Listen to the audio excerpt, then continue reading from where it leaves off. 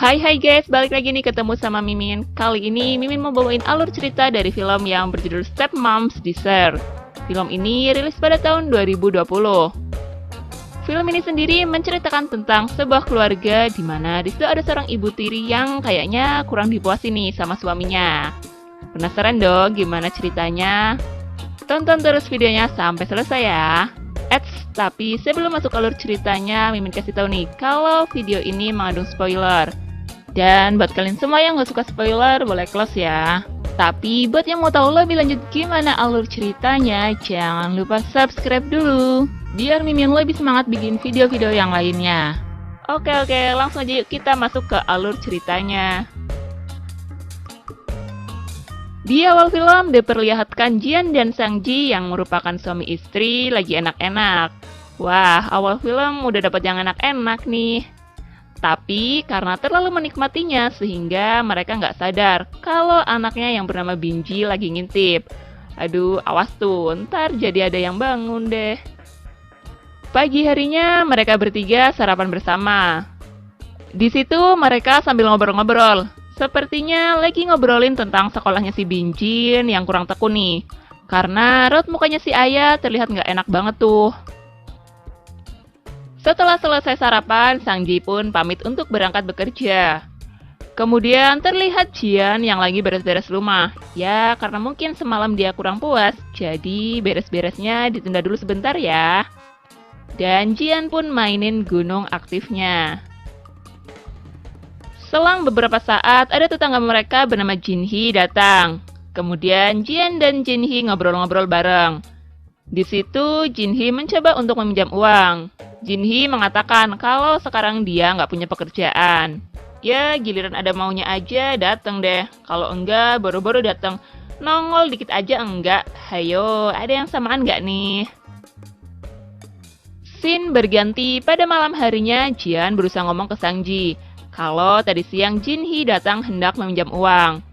Tapi Sang Ji nggak ngasih karena keadaan perusahaan yang lagi sulit. Ya, mungkin efek pandemi kali ya. Kemudian Jian pun pergi nengok kamar Binjin.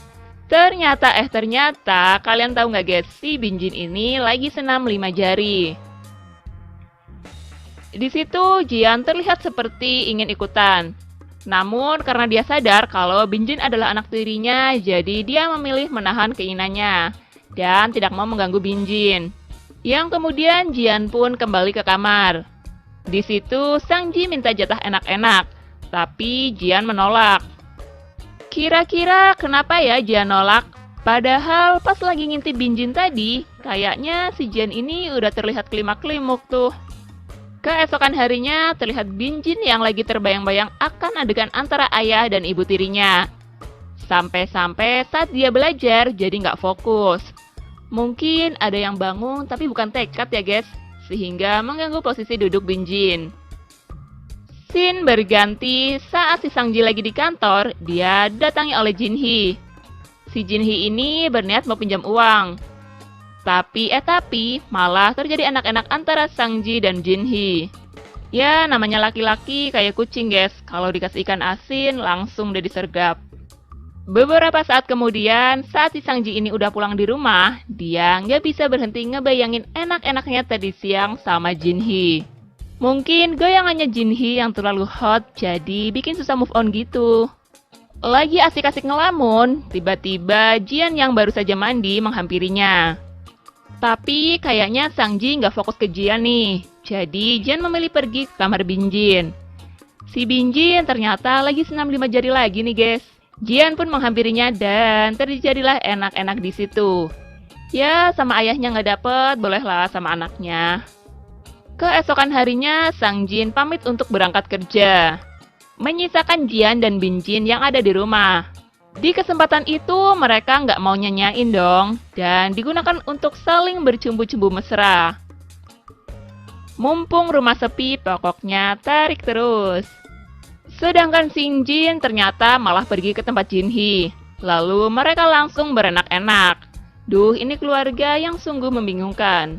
Ayah sama anak kelakuannya sama aja nih. Ibunya juga ya? Aduh, Mimin jadi bingung deh. Setelah enak-enak, si Jinhee ini telepon ke Jian dan ngomong kalau dia akan menjadi guru les bagi Binjin. Scene berganti pada malam harinya saat si Sang Jin ini udah pulang ke rumah, dia ngobrol bareng Jian dan Binjin. Di sini dia ngomong kalau Jinhee akan menjadi guru privat untuk Binjin. Mungkin dalam hati si Sang Jin ini bahagia banget ya, karena bisa sering-sering ketemu sama Jinhee pastinya. Setelah selesai ngobrol-ngobrol, dan saat Binjin mau tidur, dia terbayang-bayang dengan Jian yang bodinya aduhai seksi menggoda. Pada keesokan harinya, Sang Jin menyuruh anaknya itu untuk mulai belajar dengan Jinhee. Asik, guru cantik nih. Tapi bukannya belajar tentang pelajaran, malah dibelajarin enak-enak nih sama guru lesnya sendiri. Ini sih namanya les plus-plus ya guys. Scene berganti pada beberapa saat kemudian, Jian mengajak Jinhee untuk ketemu. Di situ, Jian mengatakan kalau dia udah tahu semuanya. Ya, termasuk tentang Jinhee dan Sang-ji yang sering enak-enak. Karena udah ketahuan, si Jinhee pun mengakui semuanya. Kemudian setelah menemui Jinhee, giliran kini Jian bertemu dengan Sang Jin. Jian ngomong kalau dia tahu apa yang dilakukan Sang Jin di belakangnya. Dan mengatakan tentang semua yang telah terjadi. Jian pun minta untuk bisa enak-enak dengan Binjin. Ya, ini mah bisa dibilang kesempatannya si Jian juga ya guys, biar dapat berondong terus. Dia juga ngomong, biar semua ini terjadi dalam satu rumah. Ya, mungkin biar impas kali ya. Tapi gimana rasanya ya? Di akhir film diperlihatkan Jian lagi enak-enak sama Binjin, yang disaksikan oleh Sang Jin dan Jinhee. Dan film pun selesai. Dari film ini kita belajar ya guys, arti sebuah kesetiaan. Ya, mana yang setia, mana yang mau enaknya aja. Oke, terima kasih telah menyaksikan video ini. Kalau kalian suka sama videonya, jangan lupa klik tombol like ya. Dan nantikan terus video-video selanjutnya.